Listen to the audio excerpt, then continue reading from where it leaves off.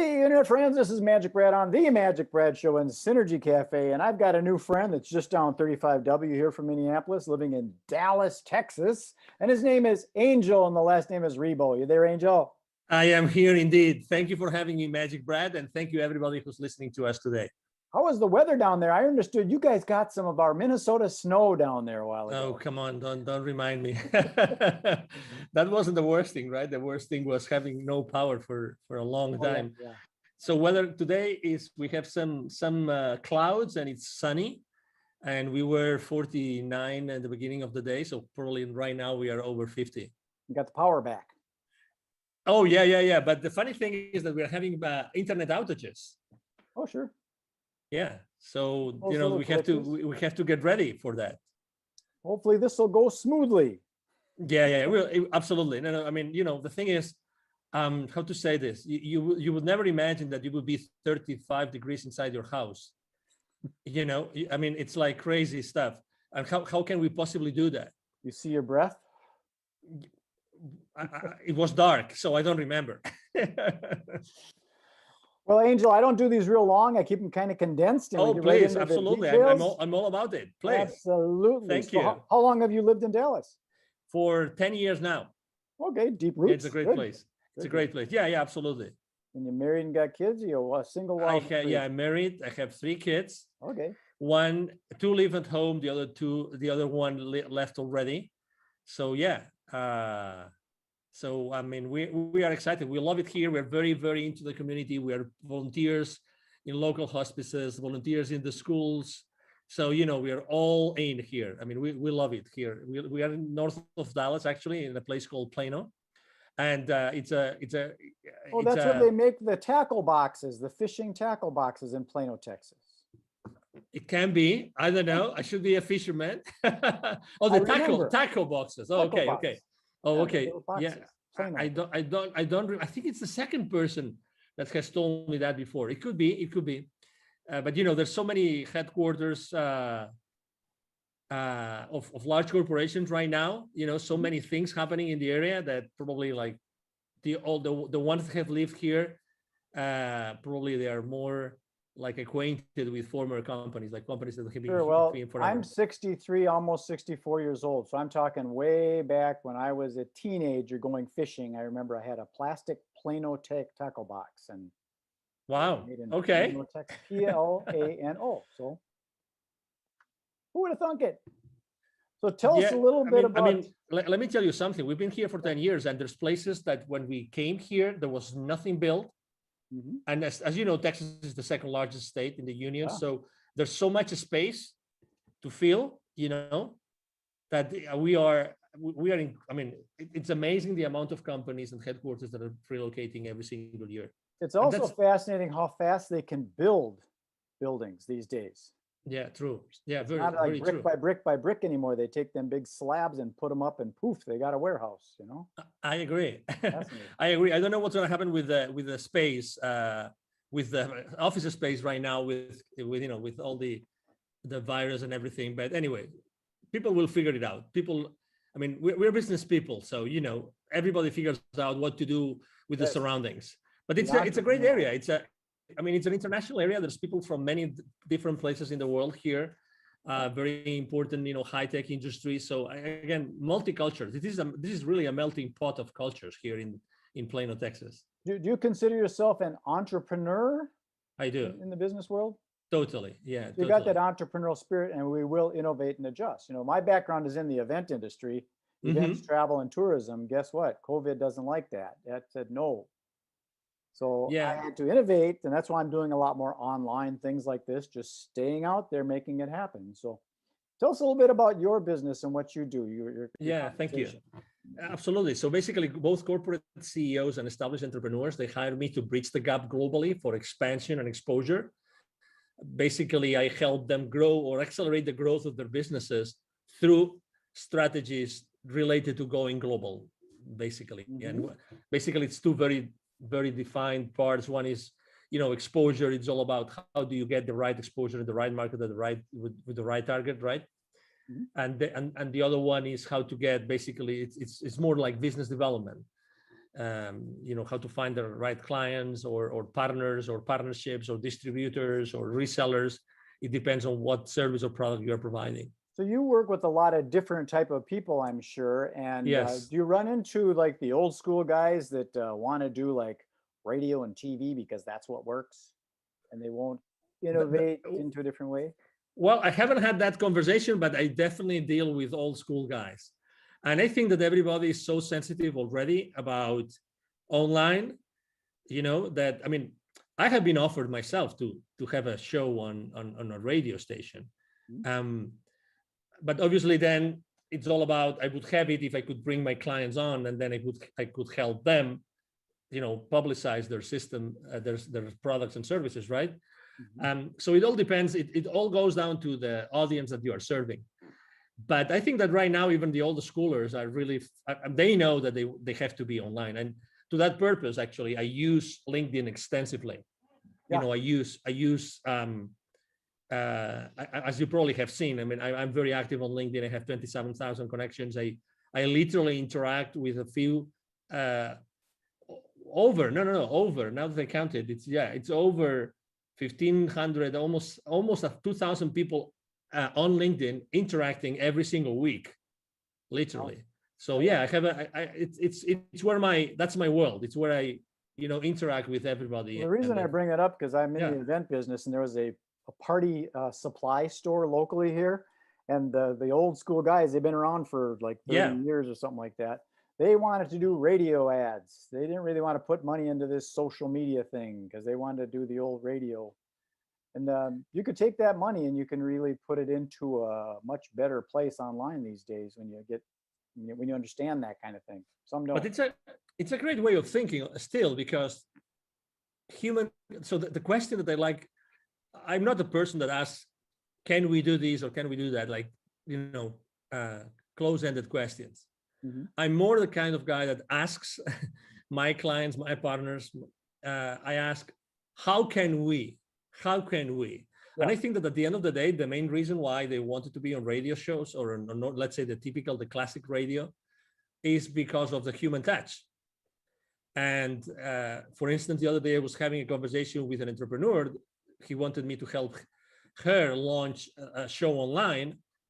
And actually we ended up thinking of how do we make this show online as the old radio shows in which people they would never miss the show. They already knew at what time it was every single week. Right. And they wanted to be there, and they wanted to make phone calls to the show and actually ask them questions live, these kind of things, and then the radio shows were many different things, but number one, they were informative, but more importantly, they would accompany you, right? They would be your buddies. You know what I mean?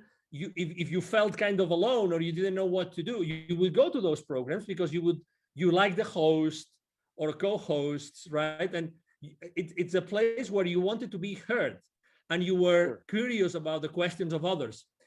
So if you realize this, it's like, how do you keep the human connection alive, having an online interaction? That's the question I'm answering myself for my clients every single day. That's exactly what I do. Yeah, it's the human engagement, and like you said, the Q&A kind of thing where you're actually talking and solving problems, and so it might be more applicable. So it's always good to ask those open-ended questions, the who, what, where, when, how, why, to get information in rather than saying this is the way it should be. Yes, sir. Exactly. Are there any specific niches that you work in? Do you work in like that's a great question. Real estate? That's a great question. To be honest, historically I was working with literally every single industry. Today, it's more related to the mindset of the owner, CEO, entrepreneur, more than to any industry. I really don't think there's any industry I have not worked. To be honest. So you prefer to work with the owner operator rather than going through the red tape of the committee and the board and all that kind of stuff? No, that's a great question again. No, I don't mind, because I'm good. I'm good physically. Let's say I like to have the face-to-face, Yeah. So that's where I am really, I mean, if I may say, right, humbly speaking, good at. I'm good at being face-to-face with people, talking to people, listening to people, and understanding what they want so that I can provide them with what they need. So to your question, I really like when there's a structure already in place, because that makes things easier. But Sure. that's for corporations, right? But I work a lot with entrepreneurs.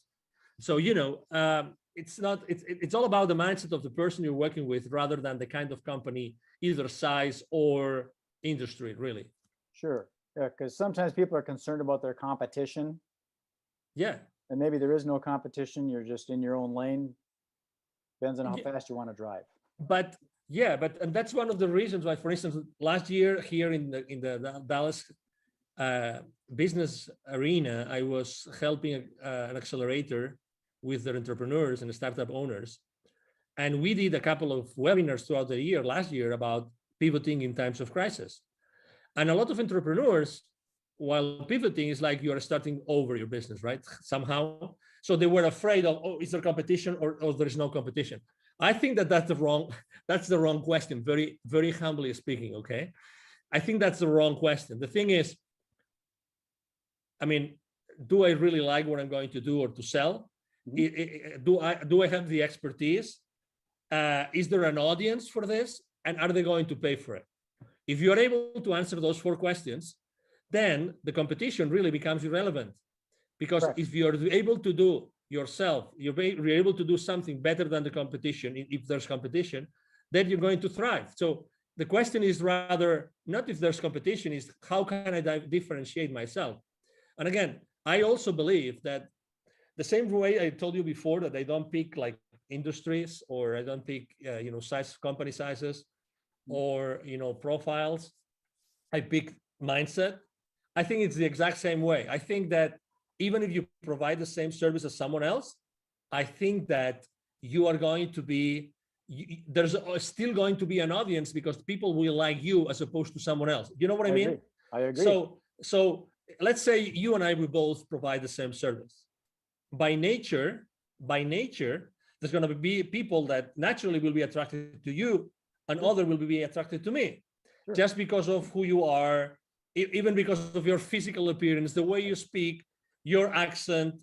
I mean, there's so many variables. I mean, your experience in life, right? There's so many things. I agree. So that's why I think that it all depends on how badly you want to do this, how really enthusiastic and passionate you are about providing a specific service or selling a specific product, rather than the competition. I'm very skeptical about cutting someone's wings because of the competition. Very skeptical. Yeah, I've never really understood the competition in business, because if you look at it, McDonald's and Burger King and Coca-Cola and Pepsi are still there, so nobody's won. There is no goal. There's no end goal like there is in a sports game, where there's a goal and a time that runs out. And there are more and more. It's funny that you mentioned this, because if you go to the central markets or to the Whole Foods markets and these places, you will see that there's probably like 4 or 5 more brands of cola, of cola, refreshment. Yes. There are already. And if you go, actually, I remember when I was still living in Latin America 11, 12 years ago, there was actually a very, very popular soda brand that was from Peru that was competing head to head with both Pepsi and Coca-Cola. And that was, again, 12 years ago, and they started 20 plus years I'm in ago. agreement with that. I think it's, if your mother and father competed, you wouldn't be here. Exactly. You got to work together. Which ends up, which eventually takes you to a place where, okay, so how can I collaborate as opposed to compete? I agree. Maybe so that's why there are so many similar ways. There. I'm building out a thing called the Synergy Collaborative, because that's what it is. It's working together. Figure out how can we don't want to take and share the pie, but let's make a bigger pie.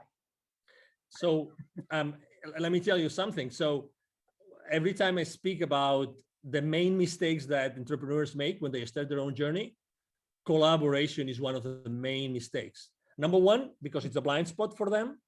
And number 2, because they are afraid of it. And number 3, because they're not able to do it. They don't know how to do it. It sounds crazy, but if you analyze it, and you said it great, MagicBrad, we are not taught on how to collaborate.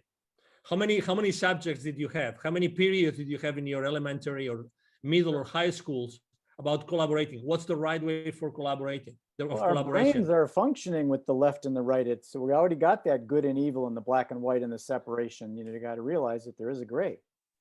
Yeah, but also again, how do you collaborate? How much do you give and how much do you expect in return? Mm-hmm. So it's funny, but I really believe that we are very bad in collaboration. Very bad. I agree. It's an you kind of wonder, okay, I put in, 100 hours, you only put in 70 hours, and how come we're splitting 50-50? Yes. So I understand our mind thinks logically like that. Yes. I have another question about who do you serve? Are you in a specific geographic area? Do you prefer the United States, North America, or is it global? Doesn't matter to you? Yeah. So I've had in the last 5 years of my business, I've had clients in Europe, in Latin America, in Asia, in Australia, in Canada. So I have customers all over the place. So when it comes down to, helping companies go global, there's really, I take clients from almost everywhere in the world. Right now, actually, I'm working on two projects, and one of them is in Asia, like large expansion projects.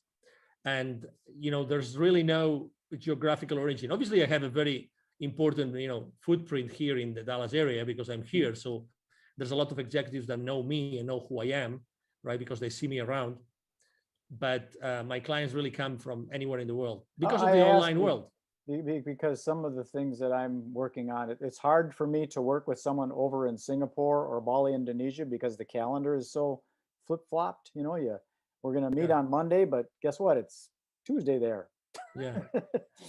So I try and stay in the central time zone as much as I can, but to each his own, Yeah.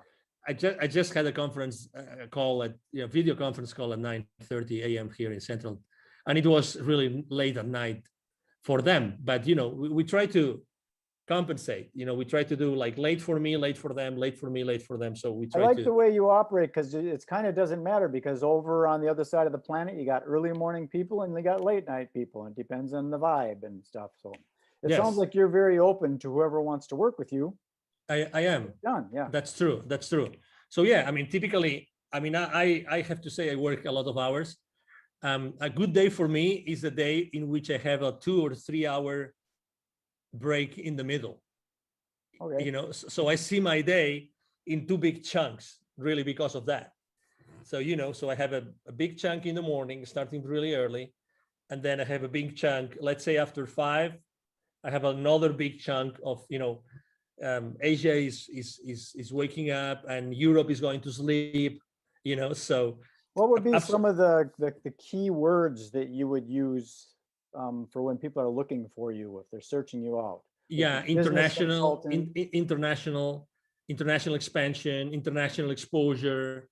I am an influencer, so actually I'm a very strong business to business influencer or business to consumer, because the profile of the 27,000 connections I have on LinkedIn, I told you before, I engage with more than 1,500 every single week. So because of the nature of what I do on LinkedIn, I'm an influencer there. So I am a LinkedIn strategist, a LinkedIn influencer. Okay. Let's say a global expansion. Those would be the keywords. Yeah, LinkedIn is a whole nother world. I got a friend locally here that wrote a book on it. He calls himself the LinkedIn rock star, Mike O'Neill. I don't know if you know that name. I've heard his name. Yes. He's definitely a Mike O'Neill. Okay. Lives here in Minneapolis, used to be out in Denver, but he's really heavy into LinkedIn Navigator and helping lead generation for his clients. That's what that's good. Generation through LinkedIn. I do a lot of that. MagicBrad, a lot. It's a big world out there, Angel. It's a big world. Yeah, it's a big world, but it's becoming smaller and smaller. Well, I think it's important to, sometimes niche down. Myself, I'm working on what I call narrowcasting rather than broadcasting. Yeah. Trying to stay within the central time zone so that we're all working on the same time frame. And in the event industry, so I'm specific to the event industry, ideally right here in the Twin Cities. So suppliers of events and people that plan events. So I'm pretty niche down, but inevitably you get into this, oh, that looks interesting, I should sell that software to real estate agents, and you get lost sometimes. Yeah. You gotta put the blinders on and stay focused. Yeah, I agree. I have a hard time with that. Yeah. So tell us, how do we get a hold of you if someone says, that sounds interesting, I want to expand my business globally? How do we get a hold of that angel guy? Thank you. Absolutely. So it's very easy. As I said before, I'm actually very active online. So it's going to be, if you Google my name, you will see all my social media outlets and posts every single day, every single day. Right here, Angel Ribo. Thank you. Yeah, that's my LinkedIn profile. Right Thank you. there. If it looks like that, that's where you go. Exactly. Thank you. So you can go to LinkedIn but the easiest way to reach out to me directly is through my email address. Every single day, I answer every single message. I have a team behind me. Otherwise, it wouldn't be possible. My email address is very simple. It's Angel, like my name, Angel from Heaven, right? ANGEL, and then at angelribo.com altogether. Angel Ribo, my last name is spelled like RIB as in boy O.com. Again, Angel at angelribo.com. That is easy. 4 letters, Ribo. Yeah, very easy. Very easy. Well, Angel, I'm going to sign this off and then beam it up to the universe and propagate it out to that global international world. And we'll see if we can hook some fish. MagicBrad, it's been a pleasure to be here. Thank you for the opportunity to be, in front of your audience and to be able to have this conversation. I really liked it and enjoyed it. As you said, it's very natural. I think that it's people are really want to see or listen to authentic conversations with no hidden agendas nor anything, just being yourself and myself and being ourselves here, trying to inspire. And everybody listening to us, obviously, thank you very much for being with us today. I agree. I think a lot of the business gets closed on the golf course or, at the watering hole as opposed to in the seminar room. I agree. Okay, Angel, thank you very much. Be well. Thank you. You have a good day.